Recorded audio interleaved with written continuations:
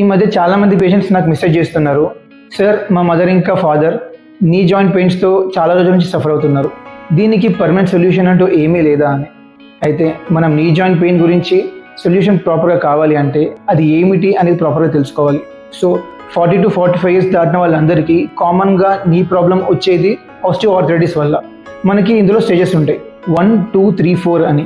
So early stages అంటే 1, 2లో మనం స్టేజ్ ఎక్కువ యాక్టివిటీ చేసినప్పుడు మాత్రమే కొద్దిగా నొప్పి రావడం అనేది జరుగుతుంది.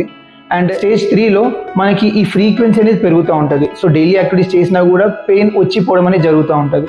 మనకి లాస్ట్ స్టేజ్ అంటే స్టేజ్ 4లో మనకి డైలీ యాక్టివిటీస్ చిన్న యాక్టివిటీస్లో కూడా మనకి ఫ్రీక్వెంట్గా పెయిన్ రావడం జరుగుతూ ఉంటుంది. సో ఇంట్లో చేసుకునే నార్మల్ యాక్టివిటీస్లో కూడా మనకి చాలా ఇబ్బందికరంగా అనిపిస్తుంది. సో ఇందులో కామన్గా చూసేది కాలు పూర్తిగా ఫోల్డ్ చేయలేకపోవడము, కొన్ని అడుగులు కూడా నడవలేకపోవడము, ఇలాంటివి.